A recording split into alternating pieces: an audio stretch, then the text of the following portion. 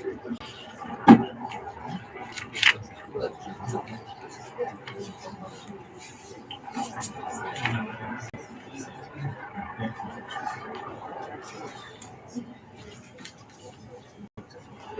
evening, everybody. Before I bring the meeting to order, can I welcome the members of the public who are here? Can I please remind members of the public that you are here to observe, and we ask you not to make direct comments. And the second apology is going to be for the quality of the sound system, which unfortunately has broken down. We have literally got 3 working microphones between us, and we're going to have to try and pass those around so that you can hear us better. Unfortunately, we're competing with the police helicopter at the moment. The windows are open because the air conditioning isn't working, and that's why the police helicopter is so in our face at the moment. Welcome to this planning committee. We still. I am at 5:30, so I'm going to start. I do anticipate Councillor Williams arriving, so we will start with our apologies. Can we please have a list of those? Councillor Lights, Councillor Miller, Councillor Lights, Councillor Miller, and Councillor Hannaford. Thank you very much. Right, thank you. We're now going to move on to item 2 on the minutes, which is to approve and sign the minutes of the meeting held on the 31st of July 2023. I had those minutes in front of me. Have you now? I had a read through them before we started. They seem to be an accurate reflection of the meeting. Do any members have any comments or amendments to make to the meetings? I see no comments. In that case, I will sign those into the record as approved. I will now move on to item 3, which is declarations of interest. Councillors are reminded of the need to declare any disclosable pecuniary interests that relate to the business on the agenda. I'm asking you now, councillors, do you have anything that you wish to notify? Councillor Mitchell. I have a well-being issue in relation to item plan, not a pecuniary one, in relation to item 5 on the agenda. Item 5 on the agenda, I understand. So, yeah, so for item 5, you'll leave the committee, join the public, you'll have your 3 minutes, and then at the end of the vote, you'll return to us. Super, thank you very much indeed. The Access to Information Act, I see no items on this agenda which need to be excluded, so I am suggesting that we continue to allow our members of the public and the recording to continue, which then takes us on to item 5. Thank you, Councillor Mitchell. Item number 5 is planning application number 230583/OUT. This is 6872 Howell Road, Exeter. Would you like to make your report, please? Please have a microphone. You can have the microphone. Thank you. So this application relates to 6872 Howell Road in the St James area of the city, to the northeast of the prison. Its current lawful use is as an MOT station and garage, although that has ceased operations. It's also located within the Longbrook Conservation Area. These are just some slides of the existing situation there. That's the front of the site, and that is the rear of the property. This application follows a recent refusal at Planning Committee earlier this year, which was for a full application for redevelopment of the site for purpose-built student accommodation. This was refused solely on the grounds of community imbalance, and an appeal has been submitted against this. This application is for outline permission for a maximum of 9 flats with all matters reserved. It's worth noting that this is not for purpose-built student accommodation, it's for open market flats, and that the previous refusal reason on community imbalance and compared with this application for market housing, it's not considered that this scheme in front of you today would weaken the council's position in reference to the appeal on the other application. As mentioned, it's outline permission for up to 9 flats with all matters reserved, so it's just the principle of the development which is really being considered at this stage. There's been 19 objections and 4 mixed comments on the proposal, with the majority of the objections raising queries about use of the property by students, parking issues, and community imbalance following the previous refusal. It's the officer's recommendation that the principle of redevelopment of this site is acceptable for the following reasons. The site is not allocated for development, however, it can be considered a windfall site. The delivery of flats on this previously developed land would therefore meet policies H1 and H2 of the local plan and policy CP1 of the core strategy. The St James Neighbourhood Forum policy SD3 also supports proposals on windfall sites that provide affordable homes for local people or good quality private residential development. This application is below the 10 dwelling threshold for affordable housing, but it will provide private residential development and therefore supports policy SD3 of the neighbourhood plan. Details of the final design of the building would be dealt with at the reserved matters stage, and would need to be of a good quality to meet the policy requirements of the neighbourhood plan. It's also noted that in the Longbrook Conservation Area appraisal, the existing building does not make a positive contribution, and that redevelopment of this site offers the chance to improve this. We did have some plans submitted with this application. They are indicative plans, so they are subject to change at reserved matters. However, due to the nature of the site and the surrounding built form, the applicant has agreed to 2 parameter plans that are put forward as a condition to restrict things at the reserved matters stage. One of them is this, which is the maximum height to be similar to that of the neighbouring dwellings, and the other is the front building line, so that it would sit appropriately in the existing street scene. In relation to the objections received on parking, the Highway Authority have raised no objection to the proposal. The access matters are a reserved matter, but a high-level view of the site has led to the conclusion that it's within a sustainable location and within a controlled parking zone that would allow car-free development to occur at the site. Any future dwellings would be excluded from obtaining permits by Devon County Council, and it was noted by Highways that the existing dropped curb at the site would need to be removed, and this may give the opportunity to extend on-street parking at the reserved matters stage. In relation to students and community imbalance, this application is not for purpose-built student accommodation and is for market housing and has to be assessed as such. All dwellings would be approved as Class C3 market dwellings and would be suitable for occupation by all. If once built, there were any 3 or more bedroom flats that wanted to have 3 or more unrelated people in them, then a new planning permission would be required in line with the Article 4 direction that's in operation in the area. It was asked by objectors if a restriction to prevent students occupying the property could be placed on the decision notice. However, this would not be considered reasonable as there is not suitable justification with other planning restrictions on the use through the Article 4 direction already in place, and restrictions on purpose-built student accommodation. Overall, it's considered that market housing in this location is acceptable and supports local plan, core strategy, and St James Neighbourhood Plan policies. Whilst the details will be dealt with at reserved matters, the restriction on height and positioning are considered to ensure that a suitably scaled scheme can come forward. It's therefore recommended to the committee for conditional approval. For clarity, I've just got this final slide which just sets out the basics of what it is that's actually being considered at this stage with this outline application. Thank you.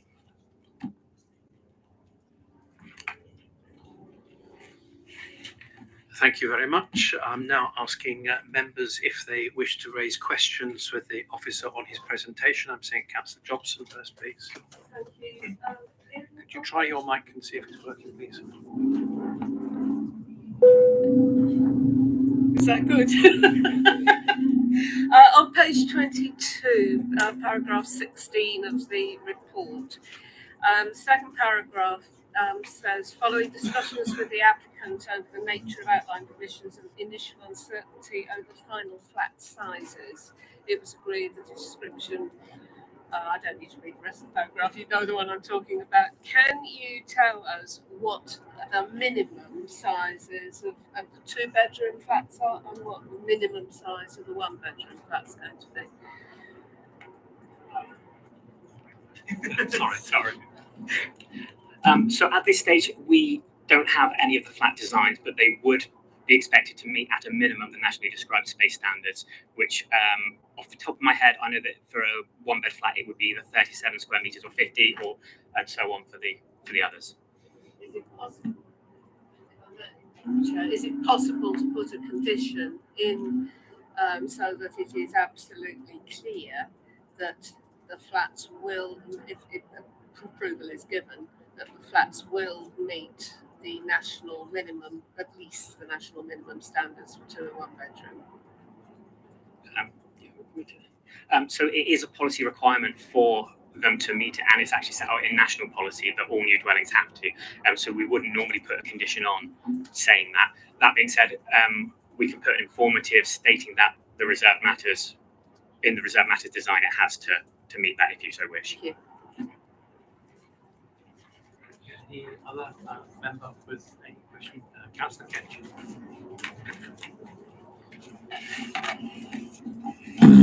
Just reading the list of what reserved matters means, and can it just be absolutely clear that this sort of lays in stones that this will be fixed at 9 dwellings, and there isn't sort of wiggle room later on within reserved matters to change that element? So it would be a maximum of 9 dwellings, so they would be able to come in with less than 9, but they wouldn't be able to increase it above that. Under Section 73 of the Town and Country Planning Act, you cannot amend the description of an application. So setting it out in there would stop them coming in for, say, 10 or 11 in future. Also, if it's okay, just go back to the previous question. The informative on layout also already covers adherence to the nationally described space standards in there. Thank you. Do we have any other questions to the officer, please?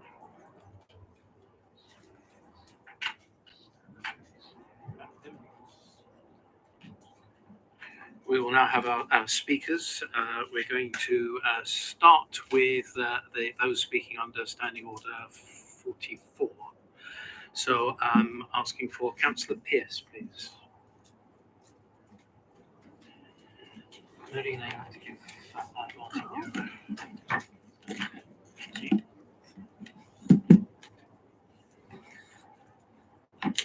Well, evening all. Back again. I mean, looking around the room, it looks like I've got better attendance here than some of the members of the committee, but that's a matter for the chair, I guess.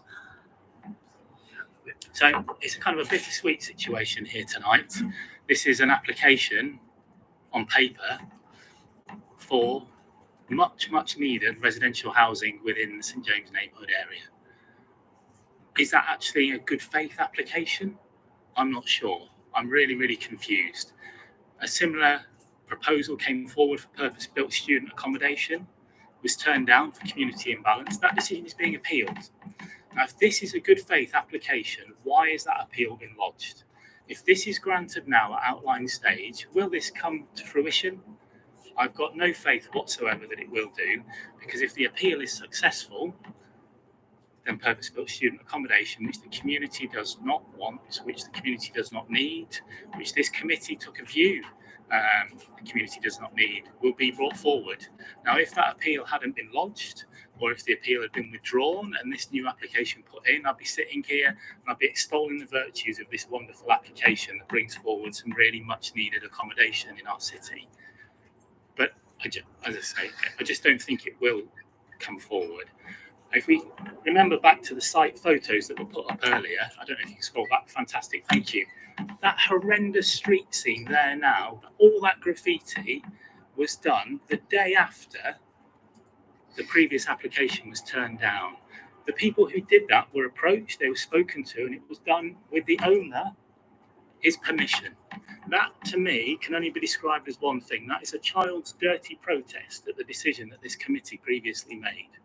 They're trying there to you know, have a negative impact on the surrounding area purposefully. That is still the situation now. It's been months. That could have been rectified. That could have been cleared. This, to me, seems to be an application for somebody who doesn't want to embed and engage with the local community. They just want to come into our city, take the maximum amount of profits out at whatever cost to the community, and then move on to the next project.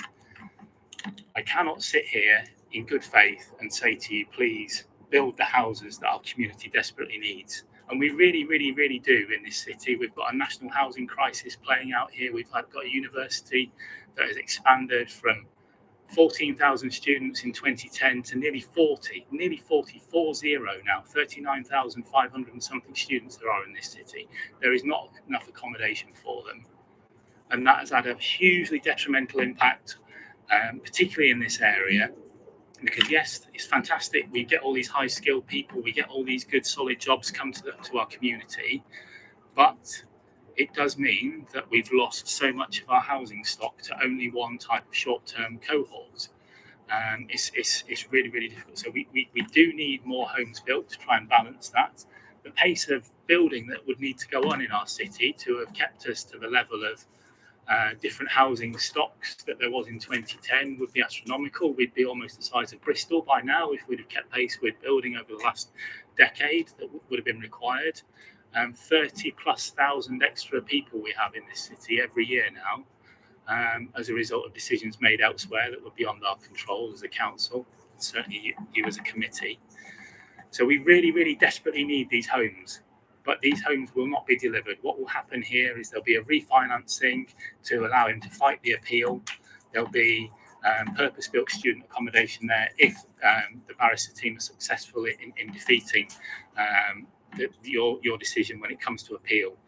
So I'm, as I say, I keep coming back to it, I'm really torn. I would absolutely love there to be 1 and 2 bed flats built on this property, redeveloped, fantastic. It's a sustainable location, close to transport links. You've got Central Station nearby, St James's Station nearby, access to bus stops, access to work, access to shops. It would be a tremendous place for local people to live, key workers that we need here. I know also it's been kept up to 9 dwellings. If they'd have gone for 10, would it have made that much difference to the application? In reality, I'm not sure. But what it would have done is mean that there would have been a requirement for there to be affordable homes. Again, something else that we really desperately need in this city to be built. So I think, to me, that's another red flag, a warning that this is not a good faith.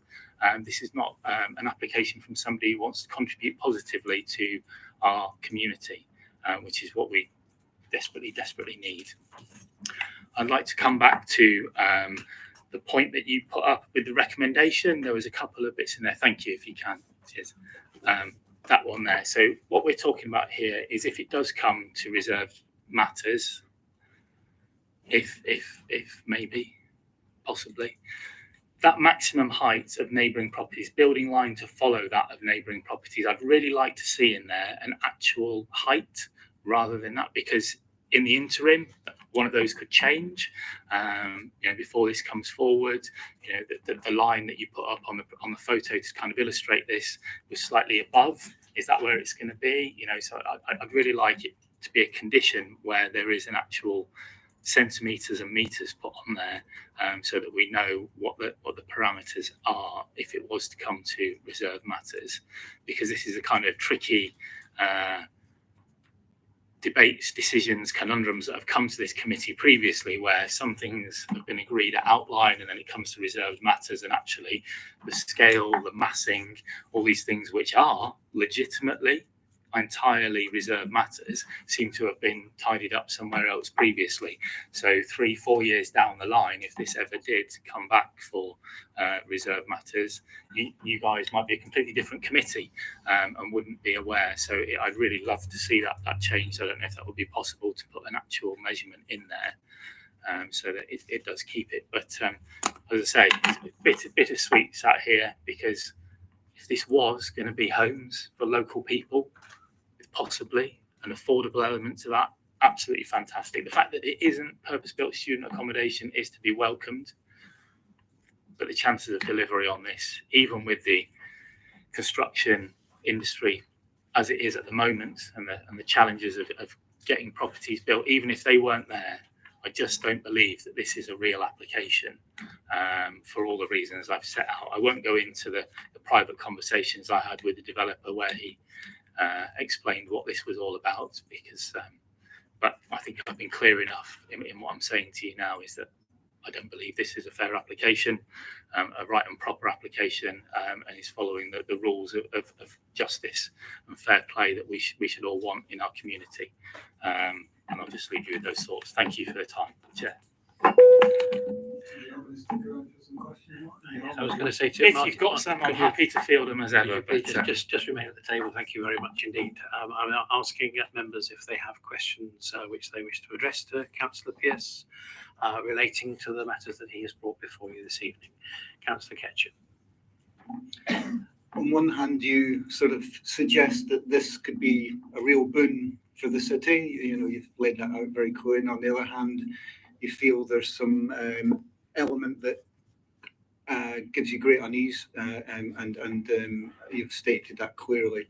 If this application had come forward as a complete application, which I would normally have expected, rather than just a two-part application, which does seem rather odd for a small development, would you feel differently?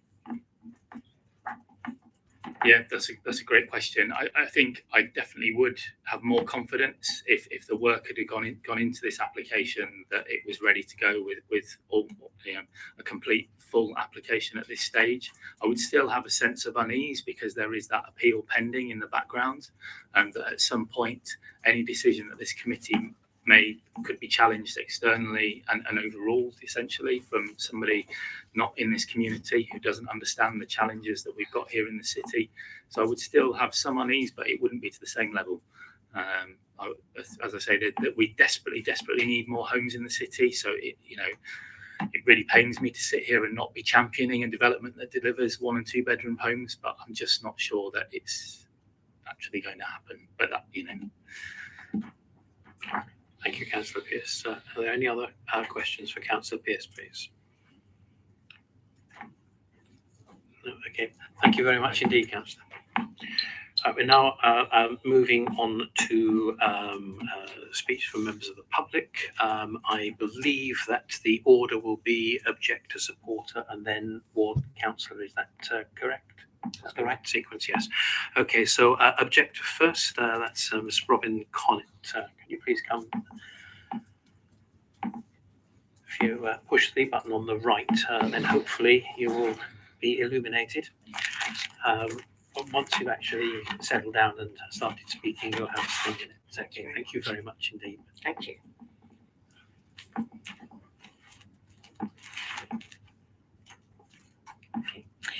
A key concern is the potential of this permission to lead to HMO flats.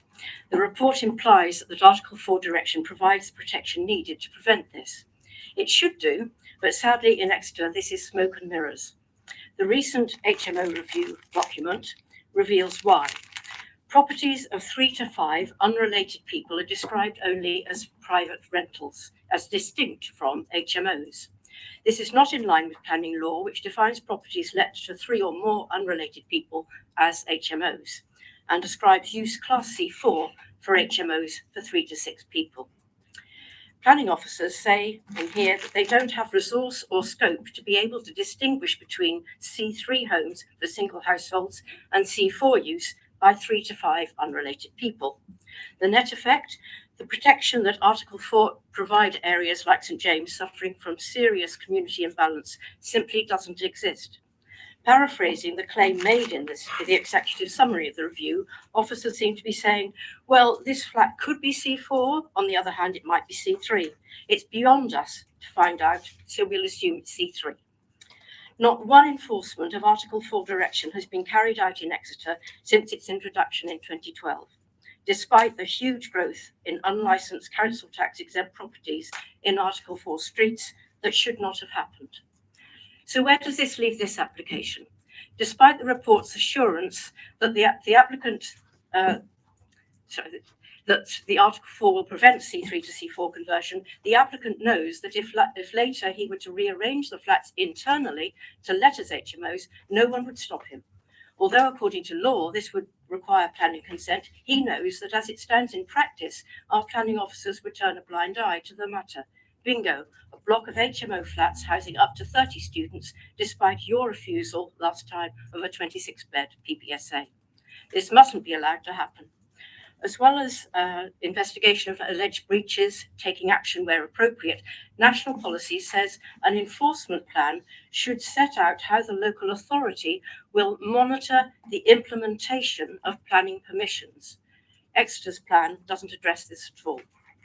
The council has statutory responsibility to ensure that planning law is upheld. With regard to Article 4, this involves ensuring it has the teeth to do the job. Planning officers blame their inability to carry out this legal duty on lack of resources and scope, but a planning authority unable to carry out its responsibilities is untenable. I urge you to consider now how the implementation of this permission would be monitored so that if in the future the flats became C4, enforcement action would be taken.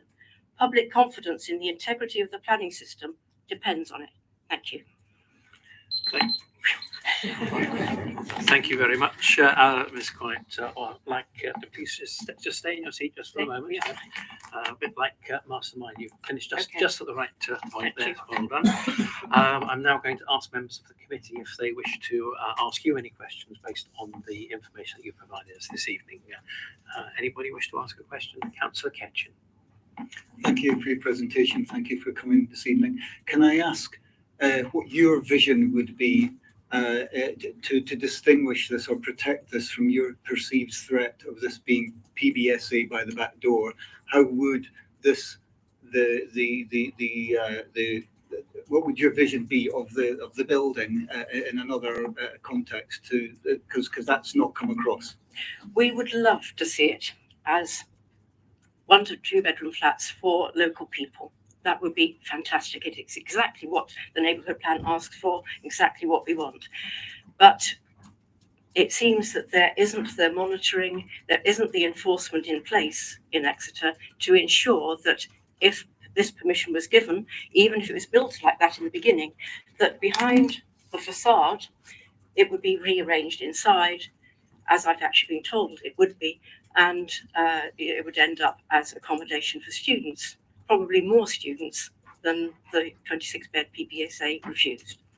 So I don't feel that quite answers my question. Sorry.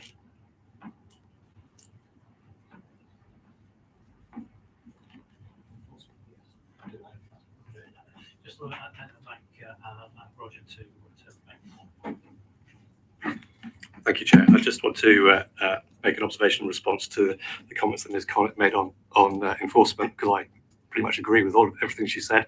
I think the credibility of the planning system is dependent on proper enforcement of planning rules.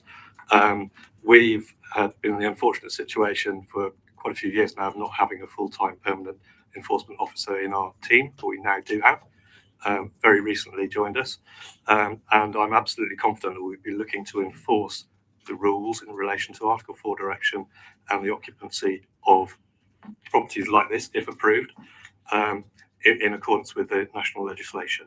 I would also say that we have actually, although there's no formal enforcement action been taken in the past, our officers have worked very hard informally in response to complaints we've received about unauthorised occupation as student houses of housing, contrary to the Article 4 direction, and in doing so have negotiated situations where rather than turfing out the occupants straight away at the end of their tenancy, the use has changed back to its lawful use.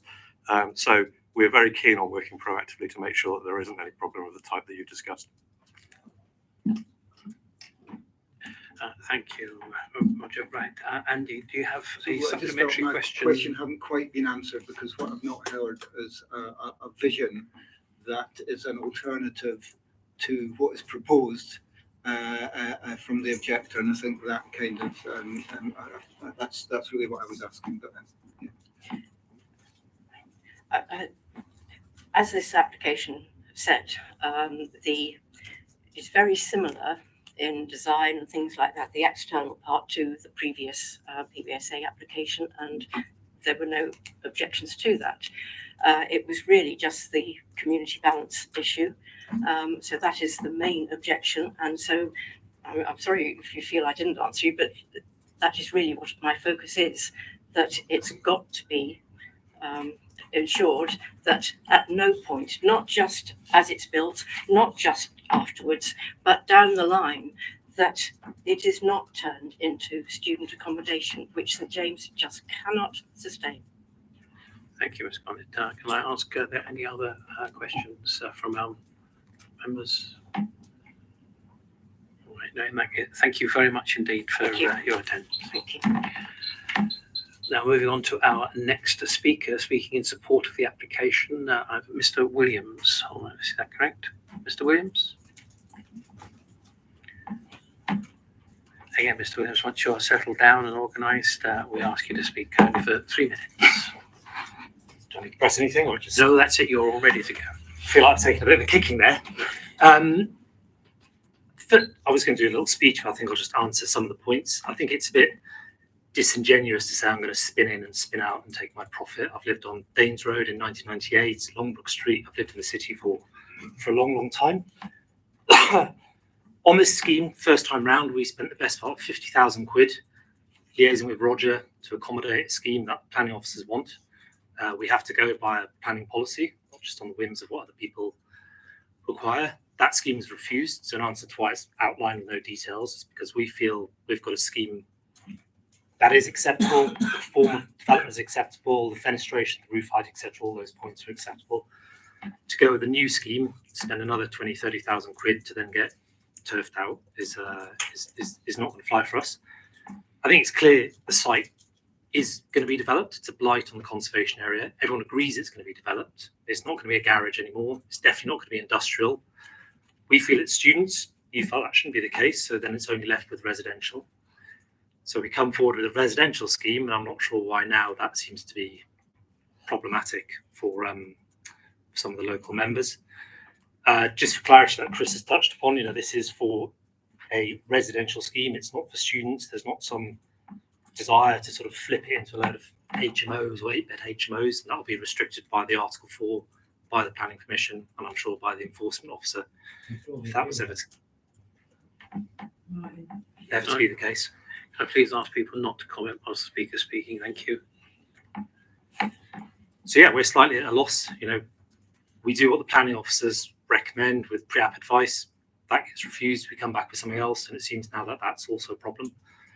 I've sat through many a committee here where 350 outline houses, 450 houses, all this stuff gets approved, and 9 flats on a derelict site in centre of town is now 3 years in the making. So I just trust you can support the residential application. I'll happily answer any questions you have about the process. Thank you very much indeed, Mr. Williams. In that case, I ask members of the committee, do you have questions of Mr. Williams based on what he spoke with? Councillor Jobson. You may wish not to answer this, and I accept it if you do, but my question is, were this permission to be granted, would you withdraw your appeal? We think we're on strong grounds on the appeal on lots of different matters. Firstly, the policy and the plan has got no data, no evidence or information for it. There's no community imbalance in the new local plan. Again, Mr. Williams, I'm not asking you to continue your argument. Can you either choose to answer the question or refuse to answer the question? No, the appeal wouldn't be withdrawn. Thank you very much indeed. Any other members with questions, please? Councillor Ward. Yes, only briefly. Councillor Pierce has said this application is in bad faith or not in good faith. I think the exact words. What do you say to that? Something's got to be developed there. The appeal is going to take a year. So I don't know what Councillor Pierce's suggestion is. We wait a year for the appeal gets refused. I then come back with another application, which takes, this one's taken us 6-7 months already. So this is the backstop. So if the appeal gets refused, this consent will be built. If we win the appeal, we'll obviously build the the PBSA scheme. So this isn't a trick, the PBSA scheme is there. That's what we want to build.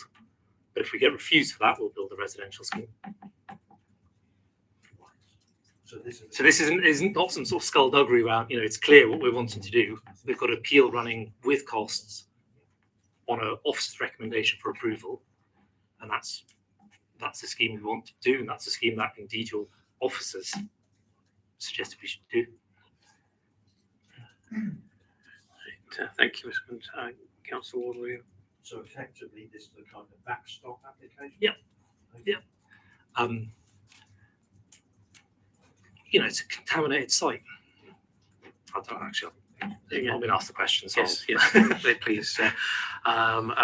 Matters like that will come up later on when the application comes into its full reserve matters. Members, do you have questions of Mr. Williams based on the information that he has brought to you this evening? In that case, thank you, Mr. Williams, for your time. We have another speaker. We have Councillor Mitchell.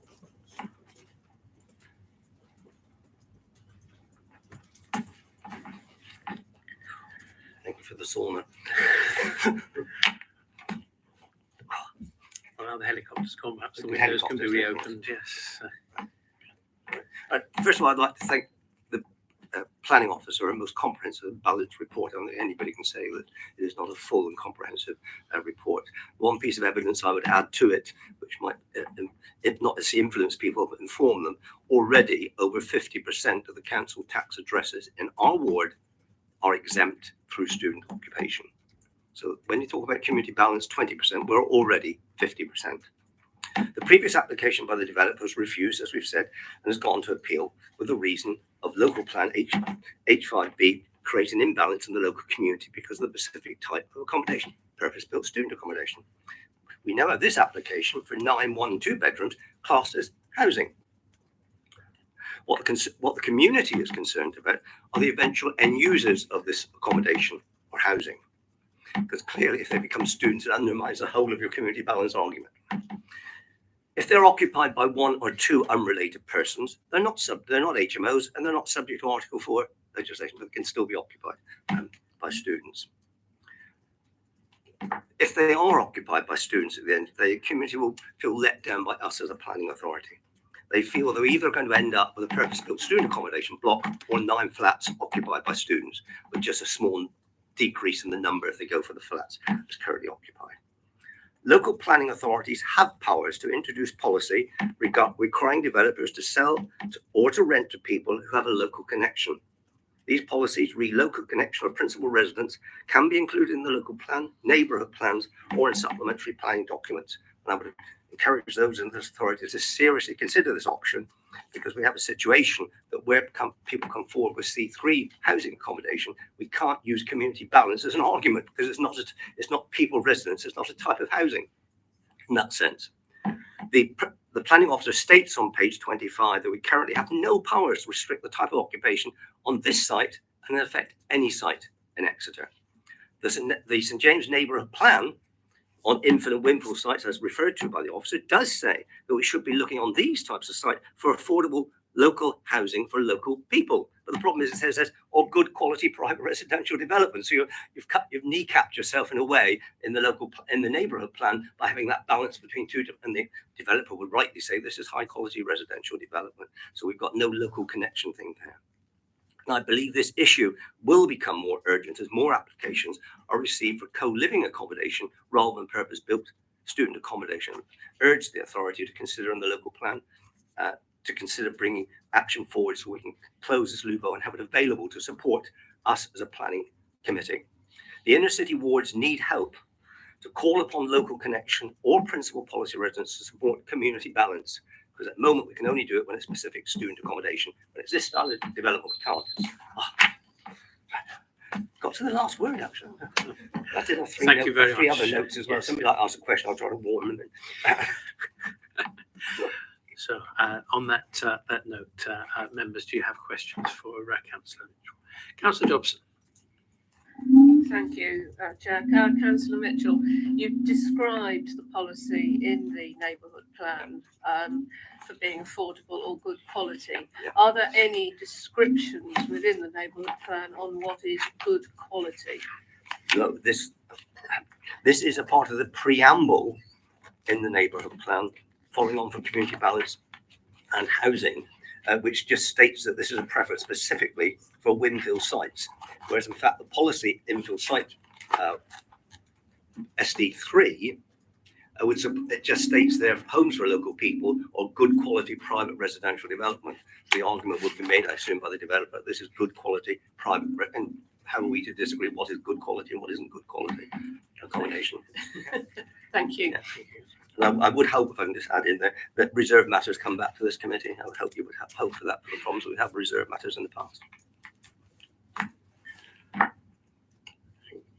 Any other questions from the members? No, in that case, Councillor Mitchell, thank you very much indeed.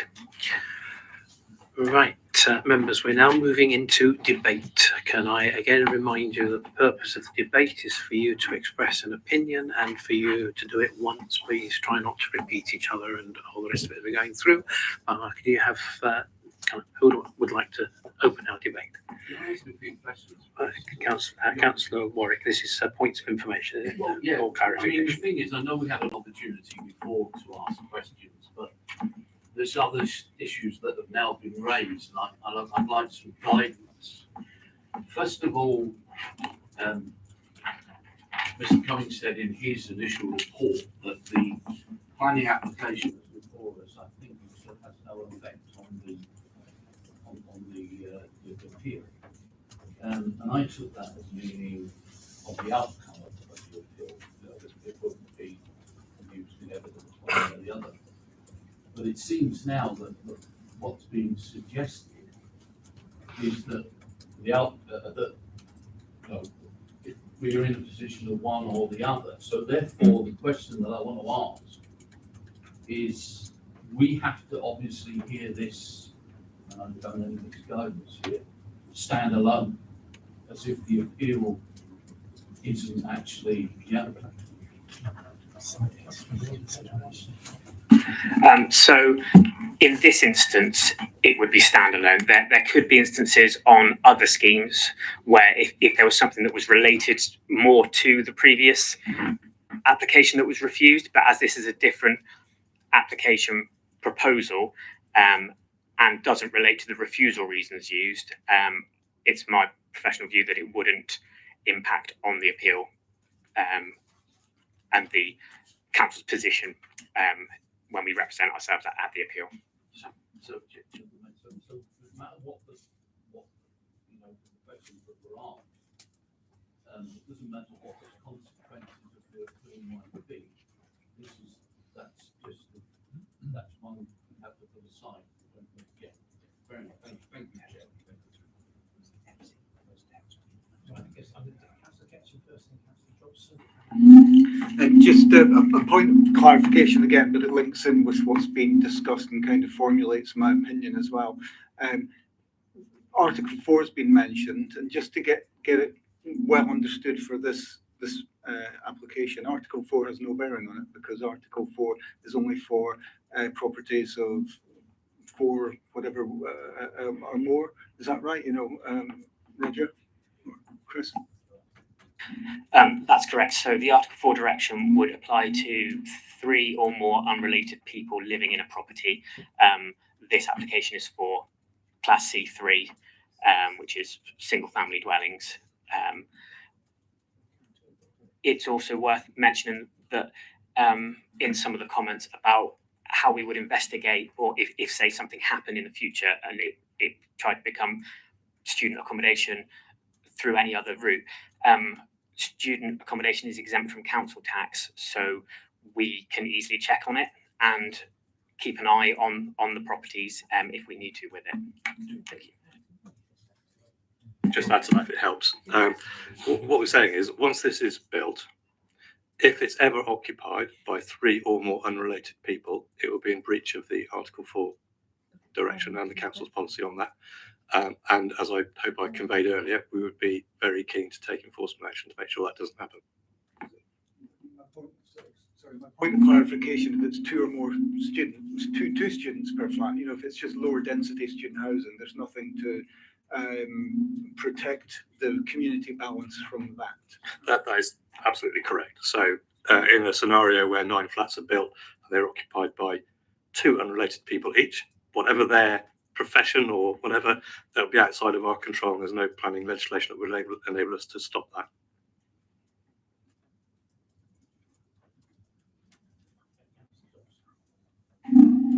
Thank you.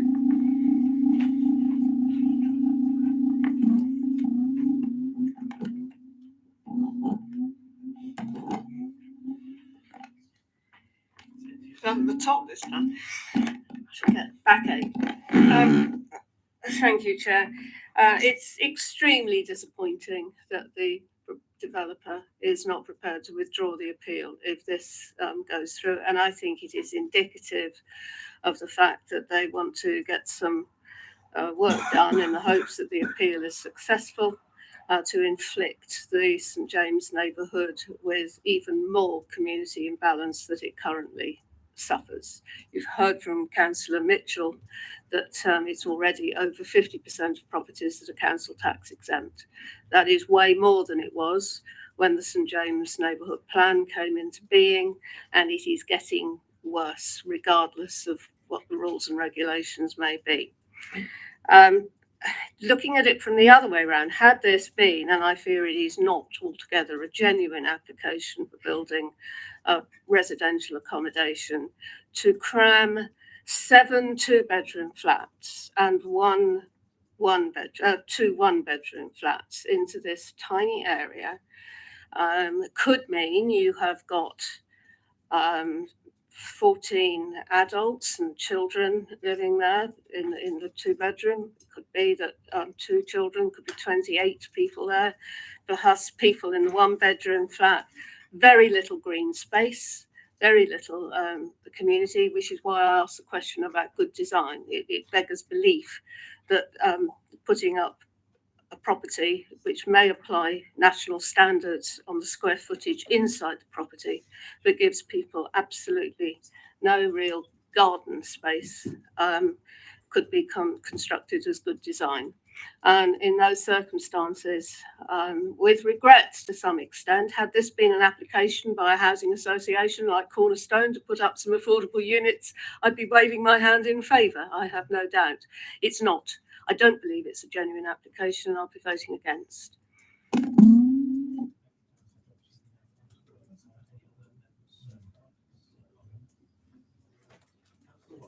Yeah, I listening to what has just been said, I think this is the dilemma that personally I'm now in. I'm trying to look at this as the planning application that's in front of me, disregarding what may or may not happen in the future, because I don't think that's what I'm here to do. I'm here to look at the planning application as it's laid out with the assurances from the officers that anything that might happen in the future will be dealt with under the law. And that's all I can work on. There is no law. So correct me, please, jump in if anything things that I'm saying anything wrong. So therefore, in my opinion, I have to treat this as an application for a residential, and I can't see any other option but to support it, because I haven't got a crystal ball as to what may or may not happen in the future. Thank you, Councillor. Again, please ask from the public gallery there not to be noises off in the middle of comments and speeches. Are there any other members wish to contribute to our debate?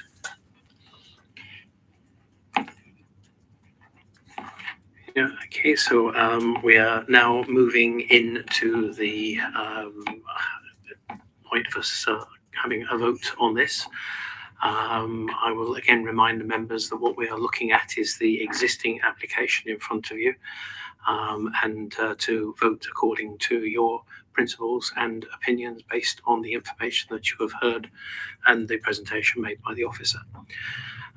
With that in mind, I am now calling for a vote in favour of the resolution from the officer to approve. I need a second. It's seconded by my deputy, and now asking for a clear show of hands for those in favour, please. 5 in favour, Chair. And now ask for those against, please. 4 against. Which means there are no abstentions. So we have 5-4. That means that it is carried, that the officer's recommendation with the instructions about height and everything else are in, and I will ask the officers to take regard of the comments that have been made, both about the enforcement of the actual use and the height and massing when we come into reserved matters on this. Thank you very much. Right, item number 6. I'm going to invite Councillor Mitchell to join the committee.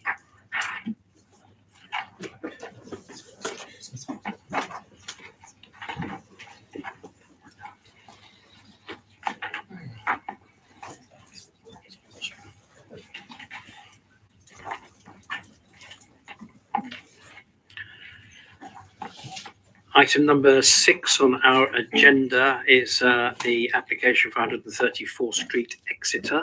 I don't know about yourselves, but I'm actually feeling a little bit dry, so there are some waters out there, so I'm going to help myself to a glass of water. If anybody else wants, should we just take a 1-minute break for waters, and then we'll listen to our officer's report? Is that okay?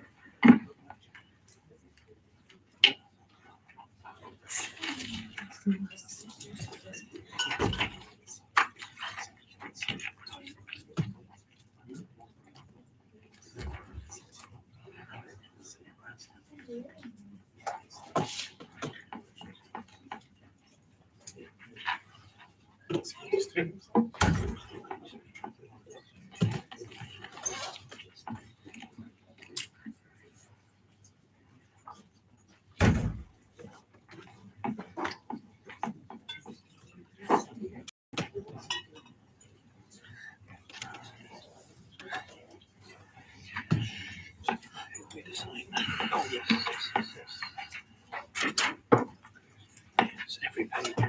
Yeah, just on there.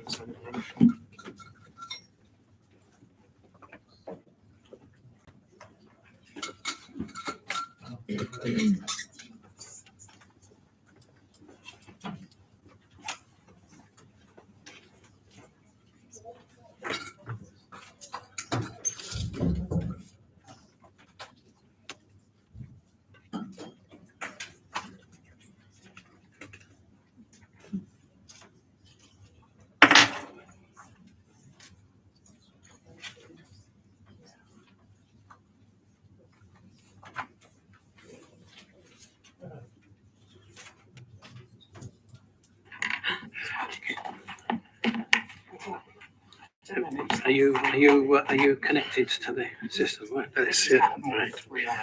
Okay. Thank you. If I can call us back to order, thank you very much indeed. Yeah, I do appreciate that short break. Thank you very much indeed, officer.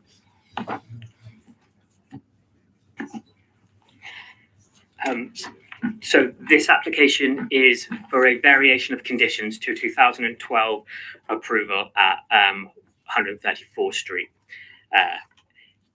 It's quite a long speech, so please bear with me. There's quite a lot of aspects to this site, so I just want to make sure I cover all of them for you.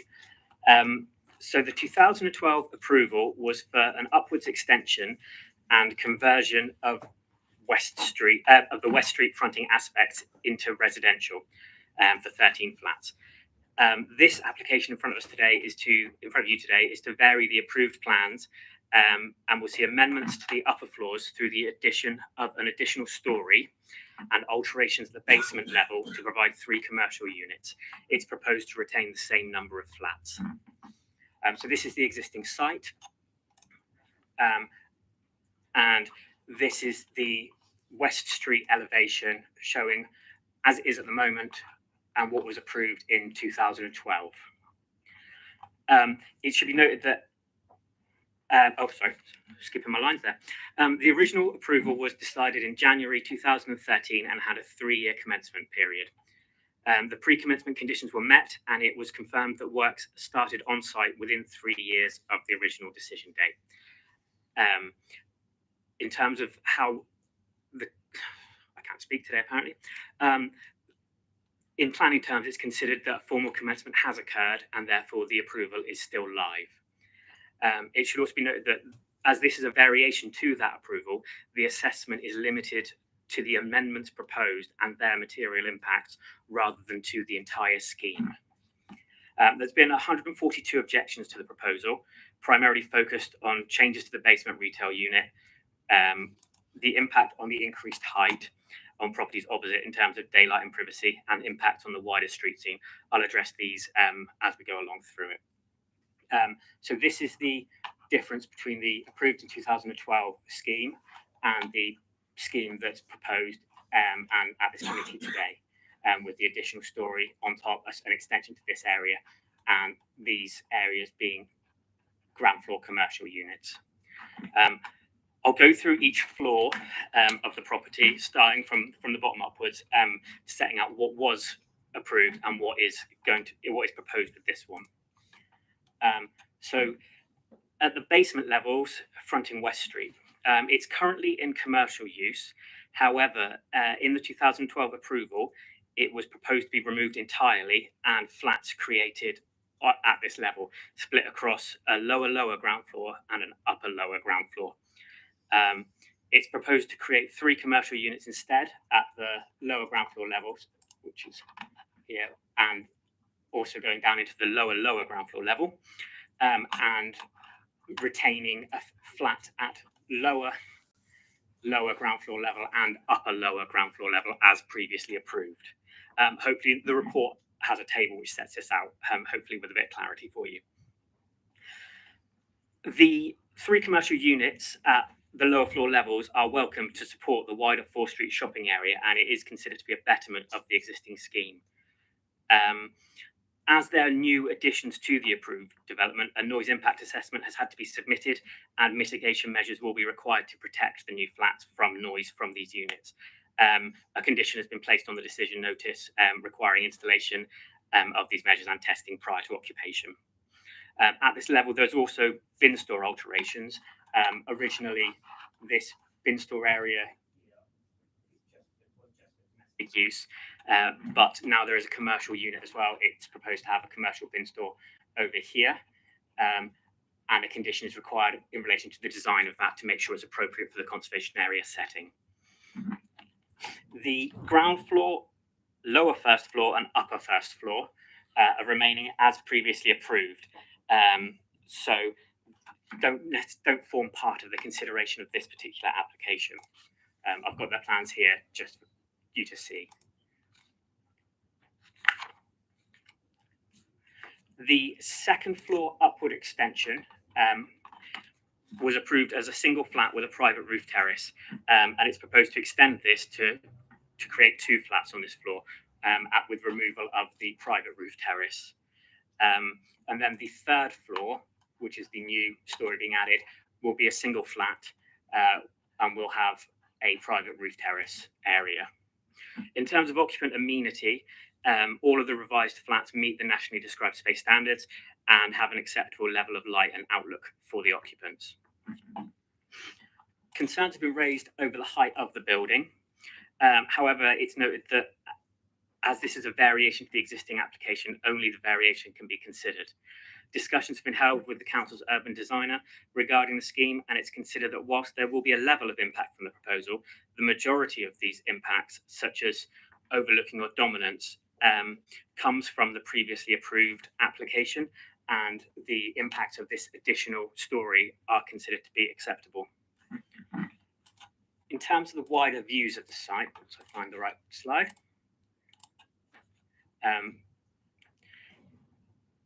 the upward extension will not exceed the ridge line of the existing building fronting 134th Street, and it has a stepped approach to take into account the downward slope of West Street. Whilst the additional story is a new feature of the street scene, it is screened from a lot of views by the surrounding built form. there's two views in which it will be particularly visible. One is from here on the end of St Bartholomew Street West, where it will follow the building line. I've got some 3D visuals in a minute to help with that. And then from the other side, you've got St Mary's Steps Church, which actually blocks a view of the site. And there is still a clear gap with the house that moved there as well. So it won't create it's not considered to create a dominance over them. And there's another view of the wider street scene. Just get to the 3D views a second. So that's the 3D visuals of from St Bartholomew Street West. I don't have one from the same position I took the photo from the bottom of West Street, but that is the closest I've got with it. In relation to neighbour impacts, it's the view of the officers that the primary impacts are from that of the existing approval. The location of the windows on properties on West Street face towards the ground and first floor levels, which aren't being altered by the proposal in front of us today. The additional stories will be above this, and the additional massing and higher dwelling position is considered to be relatively minor in comparison to those of the original scheme.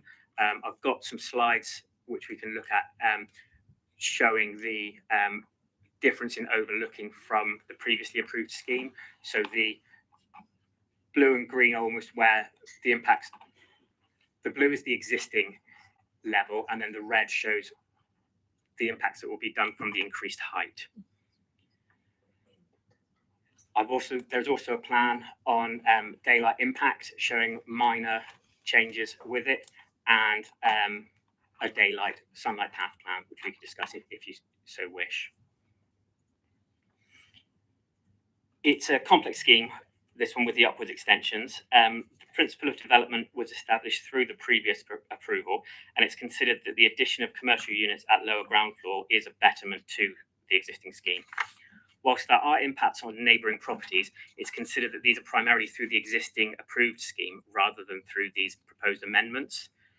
It is an upward addition to the street scene on that previously approved. However, it does follow the building line, it doesn't exceed the ridge height, and continues to step down towards West Street, and isn't considered to create significant visual or heritage harm. It's therefore, after careful consideration, recommended to the committee for conditional approval. Thank you. Thank you, Chris. Right, okay, so questions to the officer on his presentation, please. I think Councillor Jobson first, then Councillor Mitchell.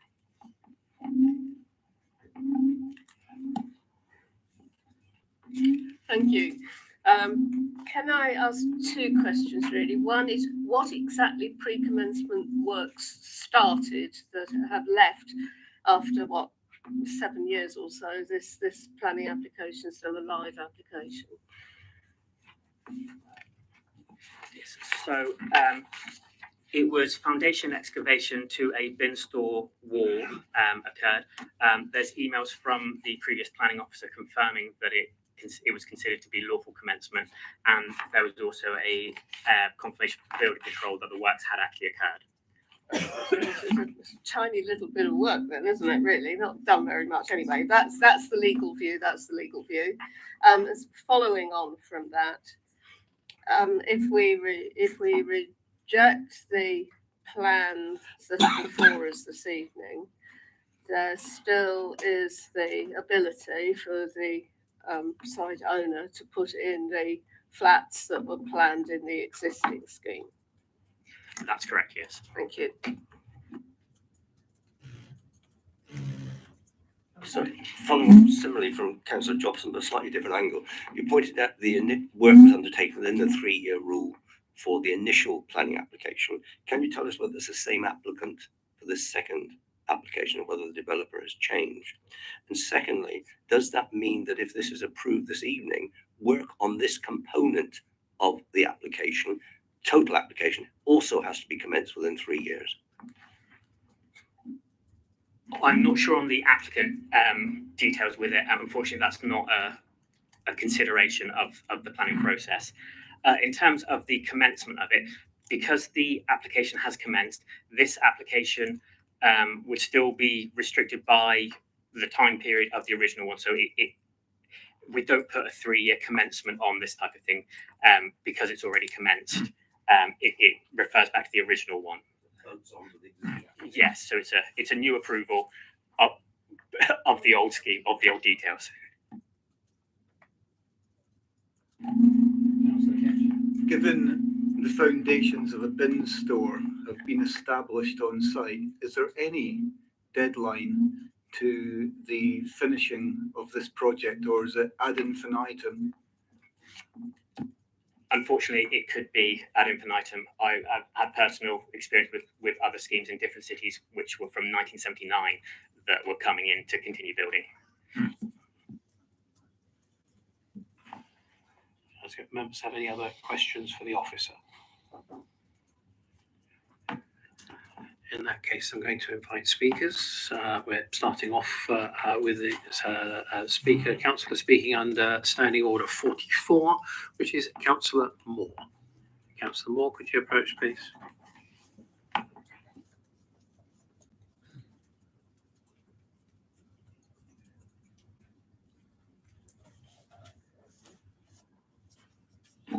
Thank you very much.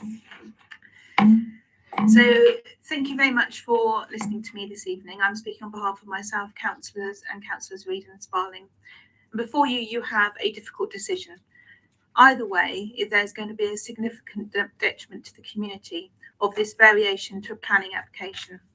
Councillor Reid and myself have spoken to a number of objectors about this application, both residents and one of the local businesses potentially affected. So if you approve the application, this will have a significant implication on the community of Fore Street, which is an important shopping and in fact residential area in accordance with policies S3 of the local plan and CP8 of the core strategy. Many of the buildings along Fore Street are high and deep, with many flats above the shops as they go up one of Exeter's iconic streets.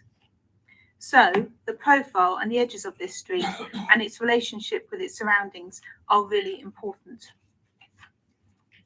If the application is rejected, it will reduce the size of the commercial unit on Fore Street used by Langhams for many years and remove altogether the much valued business units and associated businesses on West Street. So from this point of view, the application could be welcomed. Although if you have ever been into the existing very small units from which the current local businesses thrive, you will see how a net loss of floor space and smaller units will make the operation of two businesses really unviable. But on balance, I ask you to reject this application for request for a variation, as it really does stretch the definition of variation to its utter limits. The first concern is the impact on the residential properties on West Street. As the report points out, the second floor will see the southern elevation extended further south than the previous approval of 1.25 metres. Whilst this is closer to the dwellings across the road on West Street, the properties on West Street are 3 stories in height and will directly face towards the ground and lower first floor elements previously approved. I do realise that this is a historic area, but we really don't need to be proactively creating medieval buildings that creep closer to one another. The report points out that the new third floor from the east, the additional story will not be highly visible, being. So I'm going to have to change my glasses. So, right, that would be better. Right, let me start that one again. The report points out that the new third floor from the east, the additional story will not be highly visible, being partially obscured by the house that moved in St Mary's Church. So you've seen that on the presentation. The second and third floor elements are also set in from the eastern site boundary due to the shared roof terrace at upper first floor level, limiting the dominance in this direction. So there is not considered to be any significant loss of daylight, privacy or other amenity impacts, with these coming from the lower floors of the extant approval. So that's what it says in the report. These points are really subjective, so they are very important. If we look back to 2012, the design and access statement said Sightline proposals have been carefully modelled to minimise the impact on close and distant sightlines. From 4 Street, West Street, new rooftop buildings were recessed from the existing parapet due to the narrowness of the street and will not be visible from most viewpoints. It goes on. Whilst of significant maximum height, the proposals will relate well to surroundings in that they are of a similar scale to surrounding buildings. They are set back from West Street elevation, making them almost invisible from this viewpoint. They have an articulated form which will further break down massing. It is clear that these new proposals disregard these principles. So, what has changed in that area to warrant such a change and impact on an important conservation area with significant Grade 1, Grade 2 star and Grade 2 listed buildings, including the Mary Steps Church and the house that moved? Nothing. I'm also concerned about the impact on the residential properties opposite, losing out on light and being overlooked even more. As one of the objectors points out, the south side of West Street are already bearing the negative impact on of the student halls that replaced the old Bradmore and Tucker site on Lower Ratclose Lane. Despite being constantly reassured during the planning process that we would keep our privacy and not be overlooked, we are seen by and can see every bedroom that faces the rear of West Street, of which there are many. So I would ask you to consider very carefully the exhortation in the report that says there is not considered to be any significant loss of daylight, privacy or other amenity impacts, with these coming from the lower floors of the extant approval. The new application will increase the height and bulk of the property and opportunities to look into these properties. Many of you went on the site visit and you would have been able to see for yourself the potential impact of the increase in height of this building created by the variation. The report on the loss of light only considers the properties on West Street. Now, you put up that slide showing that report. I'd be very grateful if you could explain to the committee what the 40% loss of light actually means when I finish speaking, please. I would like to know why the developers have not considering the neighbours that go up from 4th Street. So they've only considered West Street. They haven't considered the neighbouring property on the other side.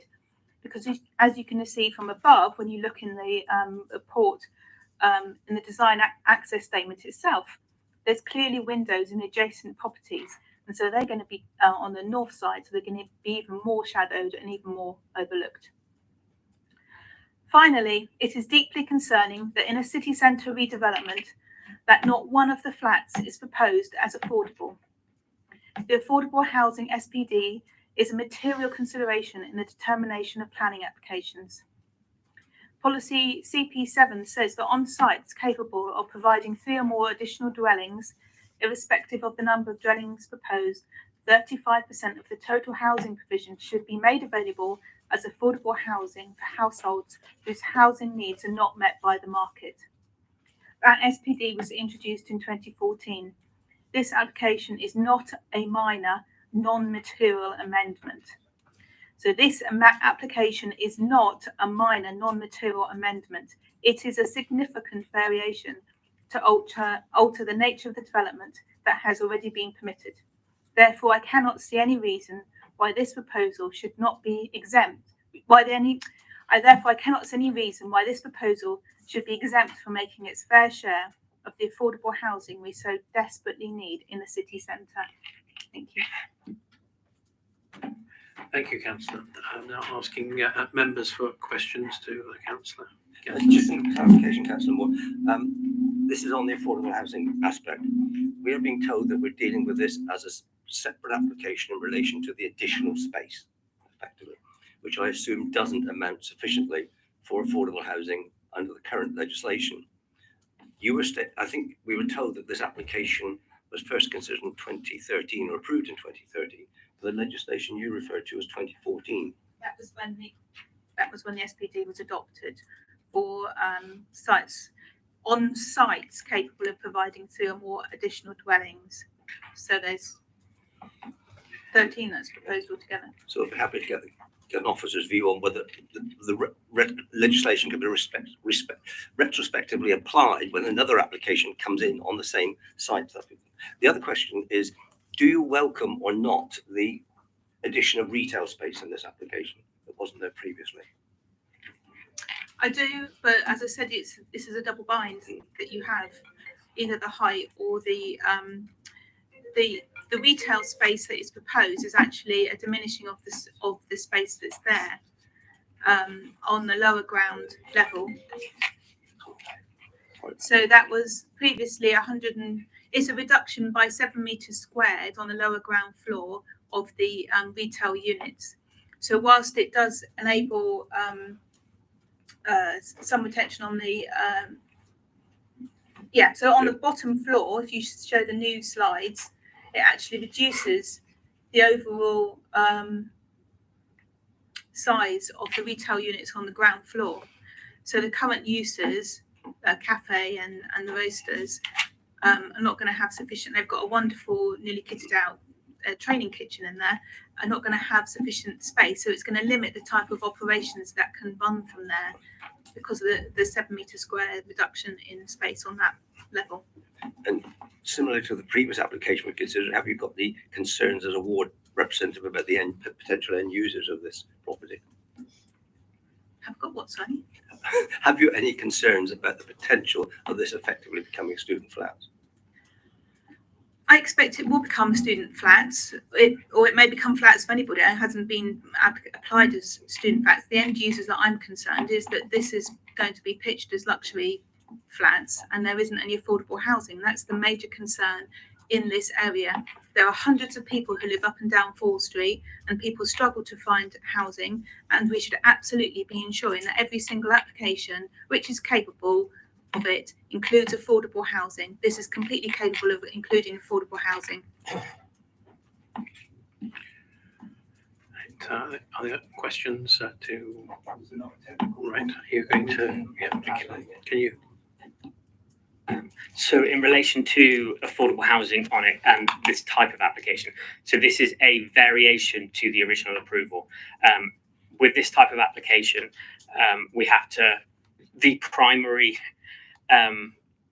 thing that everything is based on is that 2012 application. We wouldn't be able to introduce any additional requirements for affordable housing or Section 106 obligations unless there'd been a material change to the proposal that therefore warranted it. And then I'd need legal advice on whether we could even do that as part of it. In this instance, the number of flats is remaining at 13, and the 2012 approval did not have any affordable housing, and we would not be able to introduce it at this time. Thank you. Are there any other questions for Councillor Moore? Okay, so, thank you, Councillor. Right, our next speaker is speaking on behalf of the objectors. It's Sir George Barron, I believe. Of course. And again, Mr. Barron, we'll wait until you're settled and ready and then give you your dream. Can I just ask you to press the right-hand button? That's it, yeah, thank you. Amazing, thank you. Thank you for allowing me to voice my disapproval here today. I'll do my best to represent not only my opinion as a resident of Exeter for over 20 years, but the owner of 6 West Street, but also the voices of the 142 written objections this application has received. Please look carefully at the approved elevation and proposed elevation, which shows how the changes to the height and massing will have a hugely detrimental effect on this wonderful and historically interesting part of Exeter. As a resident, my primary concern is the new height proposed building to myself and my fellow neighbours, impacting our privacy, being overlooked, a loss of light and a lack of privacy. Although various architectural drawings have been provided, I'm glad that members of the committee visited my home and could see for themselves the effect this will actually have on the area, especially after the development of student accommodation behind West Street, when during the consultation we were constantly reassured that we'd not be overlooked. Actually, we are seen by the residents and they can see us very clearly. Every bedroom that faces the rear of West Street, of which there are many, looks into our properties and we look into theirs. The proposed, and there were many drawings provided that time too. The proposed plans for the new application do not fit planning rules for a minimum of 22 metres between habitable room windows backing onto one another. The new residential flats would look directly onto the ground, first and second floor of my property, along with others on our street. As you can see from the huge amount of public feedback, there will be the loss of 3 thriving independent businesses. The proposed new retail units to replace the current ones have substantially reduced square footage and not fit for purpose. They're frankly tiny offices, really. The 4th Street and the surrounding area of Westcote have smaller retail and office spaces which are currently unoccupied. Therefore, there is a need to protect these larger retail spaces in the area, particularly on the 4th Street side. From a heritage point of view, the scale of the proposed additional building on West Street will look wildly outplaced. The levels do not align with the current height opposite and listed buildings on West Street and negatively dominate the skyline in one of the most historically interesting parts of Exeter, particularly as this is a conservation area, and this modern expansion will have a detrimental effect on the historic character of the neighbourhood. There are a multitude of issues that have arisen from this planning application, from the existing problems we have with waste disposal, fly tipping, which will only be increased by adding additional properties, and the environmental issues this will cause, to the lack of parking, no space for loading, the proposed tiny bike store and tiny bin store, and the increase in congestion on such a small one-way street. None of these flats will be affordable housing. The disruption the building works will cause in such a congested and densely populated area will have a huge impact on myself and my fellow residents. Because of this planning application, myself and my partner, 2 relatively young creative professionals, are now looking at leaving Exeter. If there is any way the committee applicants could please look at an alternative outcome and allow us to hold on to this thriving community businesses and protect the iconic historic views of West Street and Stepwell Hill that everyone knows and loves. Oh, I rushed through it slightly quicker than I thought.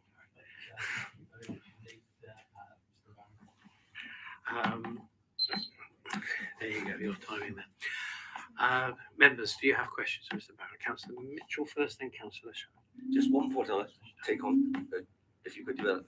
We're always very concerned about the distance between properties, overlooking, etc. And we're told 21 or 22 metres is the recommended distance. Yeah. You talked about it being below that. Have you any indication of what the actual distance is? Do you know what? I wouldn't want to use a figure. I'm well aware it's like massively below 22 metres. I don't know if any of the councillors. I'm sorry. You tell me. Yeah. Which is slightly below 21 metres. Yeah. Thank you. Oh, cool. At least you've got an answer. Yeah, thanks. Thank you. Yeah, I just wanted to say, I mean, obviously, oh, thank you. Works. We have to go on the extension rather than what was approved in 2012, unfortunately. So there is a slight height difference, but it's the same amount of properties. So if we were to, say, refuse the change that they're requesting, the previous application, are you happy with that? I mean, if it's fair to say, I wouldn't call it a slight. If you look at the thing on, if you actually, maybe if any of the councillors that visited the site could sort of say, I wouldn't, if you look at the scale and the massing, I wouldn't call it slight. But I mean, obviously, I would prefer a completely different planning application and restart from the beginning.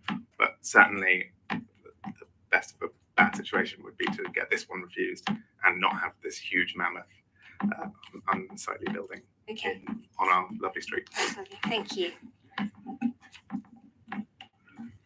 There are any other questions, Councillor Warwick?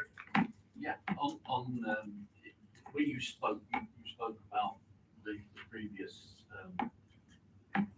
building that went up. We looked at the site visit and the promises that were made then about design and what to prevent your privacy from being impeded. You know, presumably that leaves you in a position where you don't particularly trust any design that promises if it's that close to you, although accepting that that's probably going to be the existing approval. Yeah, I mean, effectively, obviously, this is my second time round in this, and I think the original window designs, they were like, oh, this is this, and then lots of those similar diagrams and drawings where it's like, there's no way they can't see there because this happens there, and we're going to do all that. I mean, it's not the same situation here. Well, it is the same in the sense that the new part of it. But yeah, no, I definitely have a lack of trust for those architectural drawings, because even some of the pictures you can see, some of those where I know that's been done from a nice, clever angle where it doesn't look so imposing. Where actually, if you stand in the street and just visualize, I mean, I work as an artist, so I can quite easily visualize spaces, and it's going to look pretty massive when you walk up West Street. There's no examples of that in any of the drawings when you feel that overlooking from both sides, basically. Yeah. Are there any other questions of the speaker? In that case, Mr. Barrow, thank you very much for your time, and we shall now ask the supporter, Mr. David Burley.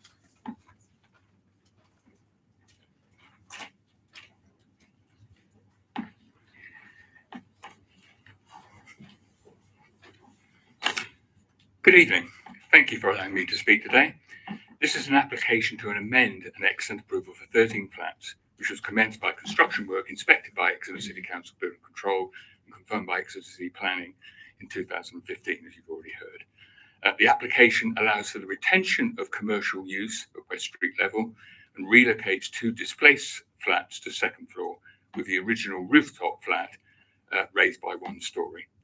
Given that this makes no alteration over the originally approved to the existing 4th Street shop and facilitates West Street commercial use to continue, which the original approval did not, and increase the vitality of the street, it is very surprising that 100 plus objections have been received, most citing the loss of existing business premises. This is a fundamental misunderstanding of this application and seems to infer some form of orchestration. Of the buildings opposite the site, only 6 West Street is impacted by the proposals. The adjacent West Street 4th Street shop having blanked windows to the upper floors, and the lower West Street residential uses overlapping with the existing M building, which is unchanged from the existing and the extant approvals. Due to number 6 facing north, as I think you saw from a diagram put up earlier, there is no impact on sunlight. As outlined by the case officer, the existing building and the extant approval already causes loss of daylight and privacy, but we have demonstrated that because of the angle of windows and the building, the amendment will not cause any further material losses. The proposals therefore allow for commercial activity on West Street to continue and be enhanced, whilst the same number of much needed city centre flats as the extant approval are provided, without material loss of privacy or daylight to the adjoining premises. The applicant believes this is a reasonable and overall beneficial revision to the original approval, and trust that members will support this application. Happy to take any questions if you have them. Thank you, Mr. Burley. I see Councillor Mitchell first. The question I asked earlier, but the officer couldn't answer. Is the applicant on this occasion the same applicant who put the original application? No, it isn't. The original applicant was an elderly gentleman who was fairly procrastinated a fair amount, died during the COVID pandemic, and the site has subsequently been sold, and the new applicant is taking it forward. Met the existing commercial tenants, realised that the loss of lower level commercial accommodation could adversely impact them, and instructed us to redesign the scheme so that ground floor or lower floor commercial accommodation could be retained. From our point of view, we feel this is a benefit to the existing tenants, not a detriment. So what was the rationale for increasing the amount of building space, even though you're retaining the same number of units out of unit? Was it simply economic viability? Well, partly economic viability, but principally, as I said, we realised that with the lower ground floor part of the building now in an established commercial use, which it wasn't at the time when we made the original application, that we could benefit the existing occupiers by allowing a commercial use to continue at that level. And as the developer of the site, will they be retaining ownership of the site and the properties contained within it, or will they be sold off separately? My understanding is they're retaining it as a build to rent scheme. Thank you. Thank you, Councillor. Anybody, any other members, please, with questions to Councillor Ketch? Thanks for coming to speak today. I noticed the building is 6 stories high. Do you sort of feel there's precedent in the area to have a 6-story building on the iconic sort of key Keystone Street or 4th Street as opposed to Western Way, which is a very different beast altogether. Yeah, I agree. Western Way is different. I mean, I think the point here is the one that the case officer made that the proposed building is still lower than the existing 4th Street building, and it steps down progressively as we go down the side. So on that basis, I feel it's an appropriate scale for that location. Yeah. Any other questions for the speaker, please? No, in that case, Mr. Burley, thank you very much for your time. Thank you. Do you want me to turn the microphone off? Please, yes. Thank you very much. Thank you very much. Right, we don't have any. Right, okay. In that case, members, we now move forward into debate. So, any members wish to address? Councillor Mitchell, could you put your mic on, please? This is a VOC application variation. Does it, in old-fashioned money, count as a full application or an outline application? Are we therefore, if we're agreeing at the time, everything is done and dusted, or is it just at an outline or potentially come back at reserved matters? Technically neither. Just to be really annoying. So because it is a variation to a full application. So this, if it was approved, that would be the final stage of it, apart from any conditions that needed discharging. But it's not a new full application. It's a variation to the previous full application. But there would be no subsequent applications required for any further details, apart from anything to do with conditions. So therefore, no reason for it to come back to committee or members again? No. Councillor Ward. Thank you, Chair. I'm just a bit concerned about the point that was made by one of the objectors of the relationship of this particular application to the listed buildings. And I wonder, could I have a look at the slides again on that? The church and the house of England.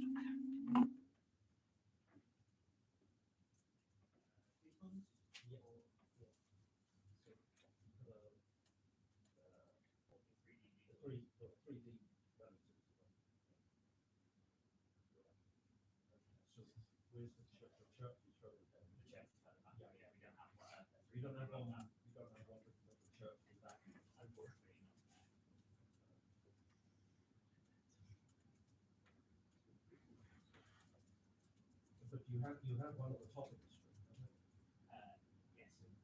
there is one. There's the church. The church tower is shown in the background there. That white bit in the distance. Unfortunately, because these are 3D visuals, they are indicative. They're not. Yes. You know, they're as good as they can be. So the roof garden overlooks the top of the church tower. It wouldn't necessarily overlook the top of it. If I wander up. Well, actually, there's two roof gardens. You've got this one here, which is lower than the roof garden, and you've got this one up here, which would look out over the top. But when you look at the views from the other side looking up, because of the way the ground is, it would be screened by the church tower itself if you're standing down almost the way.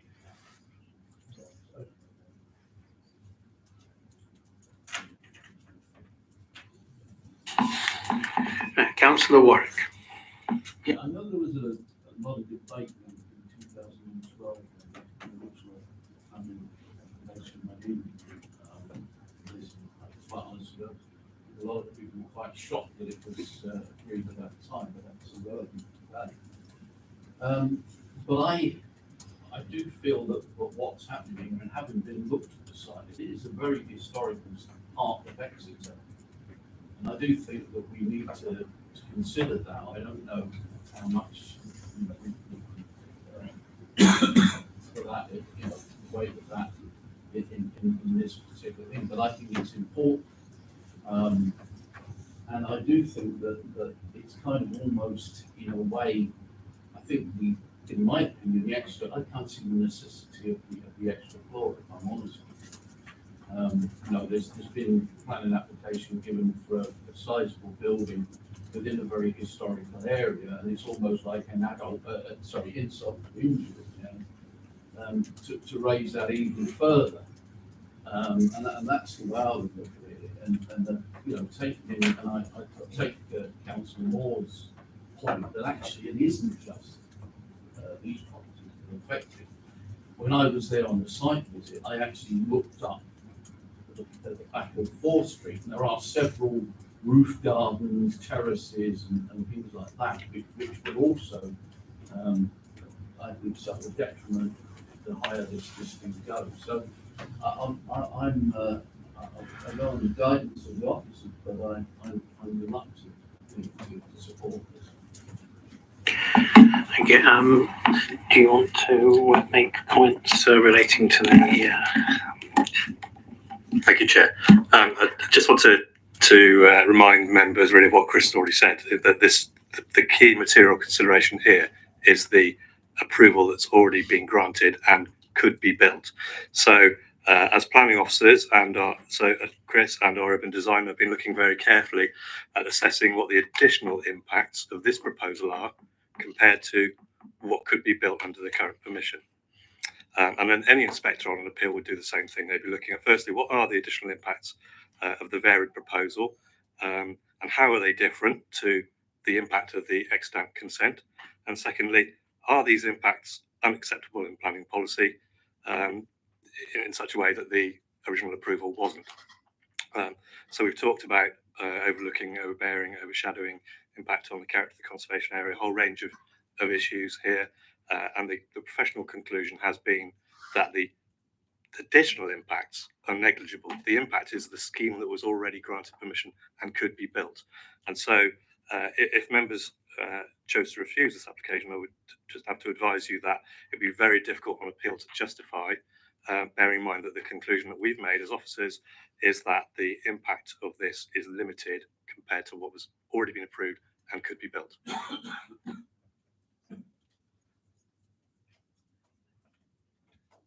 Councillor Azmash. I'll give you pass the totem pole. Thank you, Chair.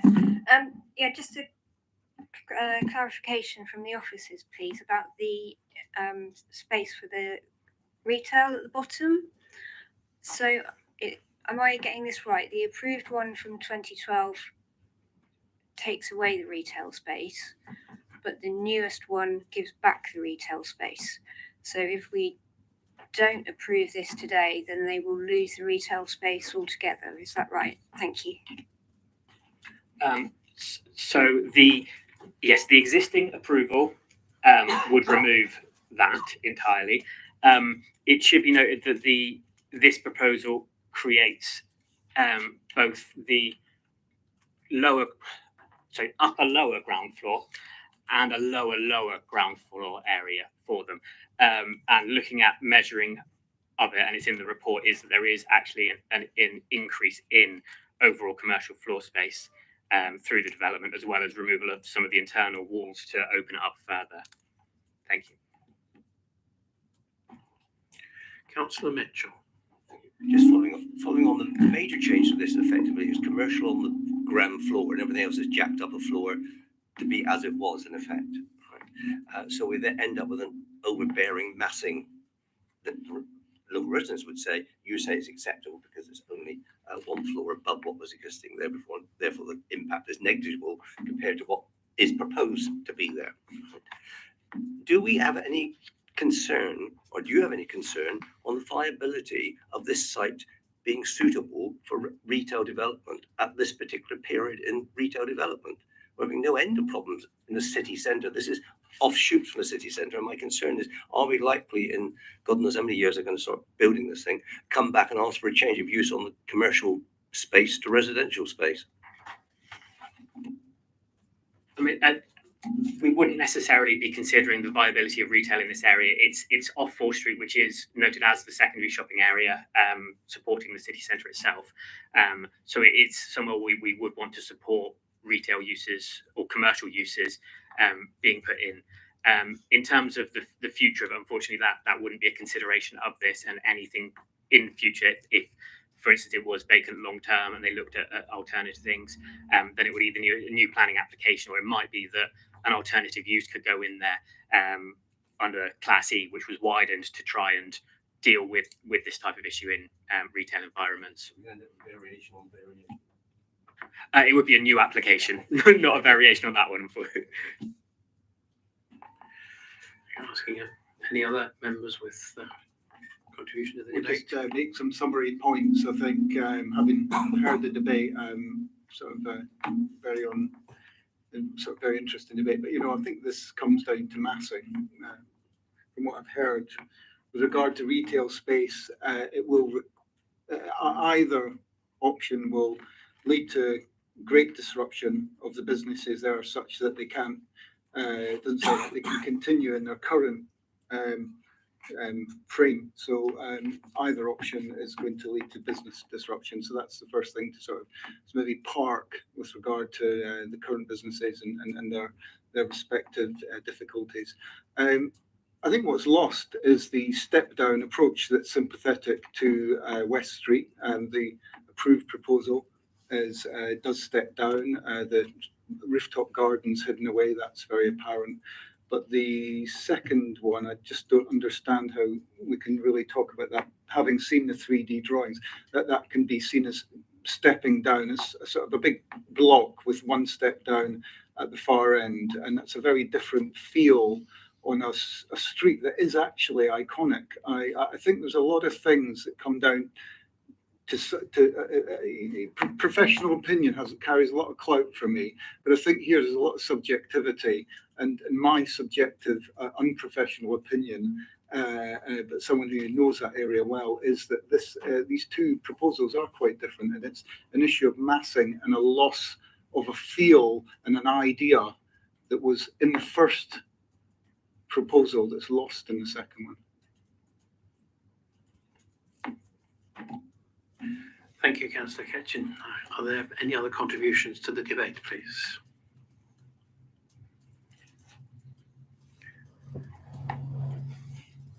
No. Right, okay. So we now move to that point in the evening where we are going to vote on the resolution to approve the variation of consent based on the conditions and outlines that you have received in your notes. Second, please. Anybody seconding that proposal? I'll second it. Thank you very much, Councillor Mitchell. Right, so we have a vote now on whether to accept the officer's recommendations for this variation. Okay, can those in favour please indicate now? Just one, Chair. Oh, two. And those against, please indicate now. 5 against. 5 against. In that case, we've moved into abstentions. I have 1, 2, 3 abstentions. Right. Okay. So now I'm just going to take a little bit of advice. I think we now move into yeah.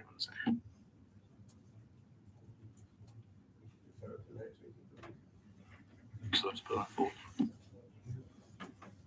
Are you proposing that we put it forward to the next meeting? We defer it for our officer's report for recommendations refused based on the debate that's taking place there on this purpose.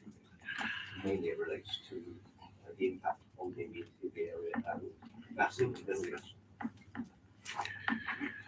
Right. Okay. So the proposal is that we defer, so we're not refusing it, we are deferring to the next. For refusal to be presented to the client. I'm going to pass it to Roger because. Thank you. I'd be grateful for a bit more clarification from members on the grounds of refusal that they wish us to draft.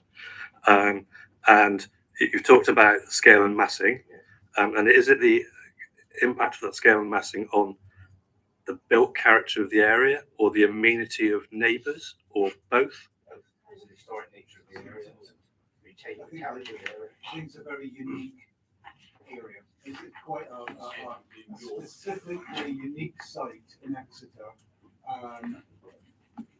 and that the difference in the two is it's just the equipoise of balance to one of loss of balance. It is my view. So I think massing with regard to that particular area is absolutely key. It makes that a unique preservation point for this application. Okay, so we're talking about introducing heritage reasons, and so the character of the area with its proximity to listed buildings in a conservation area.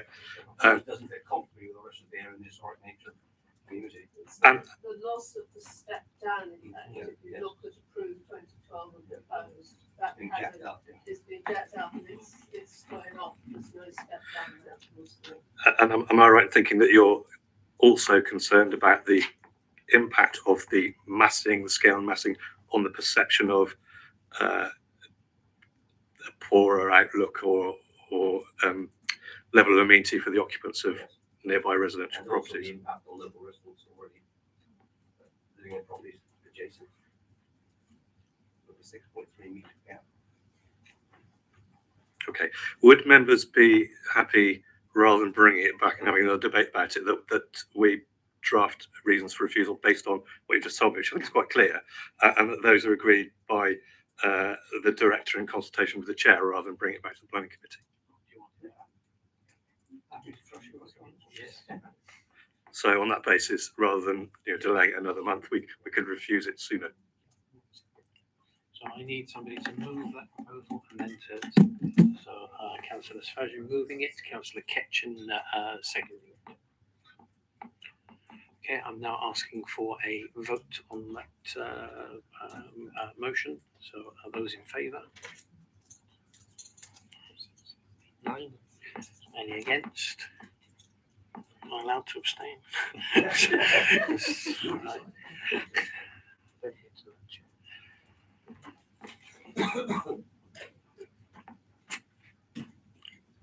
Right, okay, so that concludes our discussion of item 6 on the agenda. We are now moving on to item 7, which is if members of the public wish to leave now, take advantage of this short break before we move on. Thank you very much indeed for your patience in this rather warm environment.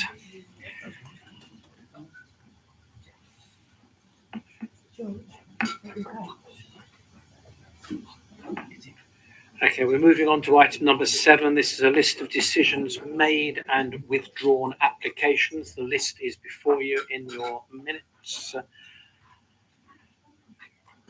Director. I've not been notified of any questions or other information from members about the item, so it's just for noting. In that case, I ask the members of the committee to note that report. We're now moving on to item 8, which is the appeals report. Director. Again, I've not been notified of any questions or comments. There's one appeal that was dismissed, and I think there's 4 additional appeals that have come in, all on domestic refusals. And obviously, when we get the decisions on those, we'll notify you in due course. So that's just for noting. Do we as ward members automatically get notification of time and place of appeal on this one in regard to any applications in our ward that we know?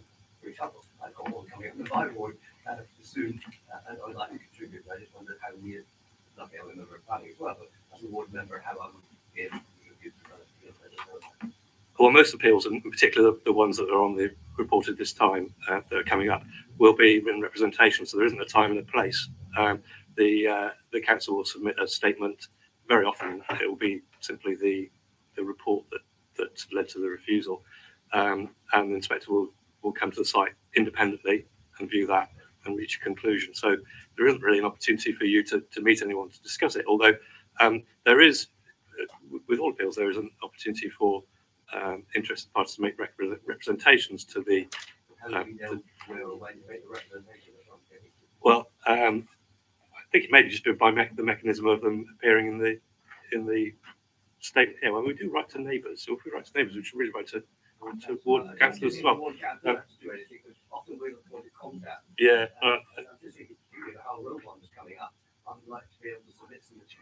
Can you leave that with me to make sure? So you're absolutely right. If we're not notifying ward members of appeals, then we should. Yes.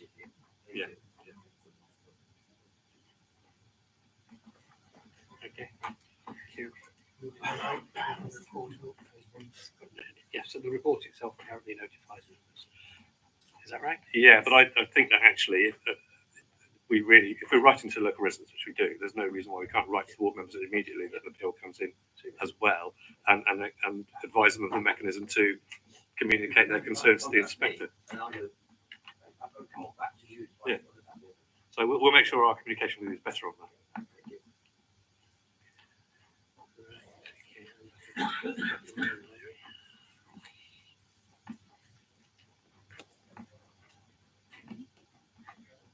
We've got here the next date for 9th of October. I haven't got that date. I've got the date of the 12th of October.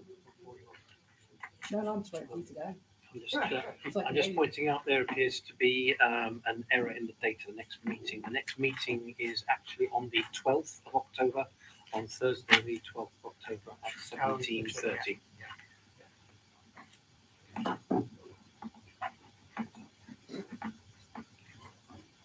Okay, so with that, thank you all very much indeed for your patience and perseverance in what were first originally noisy and have become very stuffy. Hopefully, some of the technical things will be ironed out for next time. Thank you all very much indeed, ladies and gentlemen. Can we turn a planning officer off the police station about their Environmental health.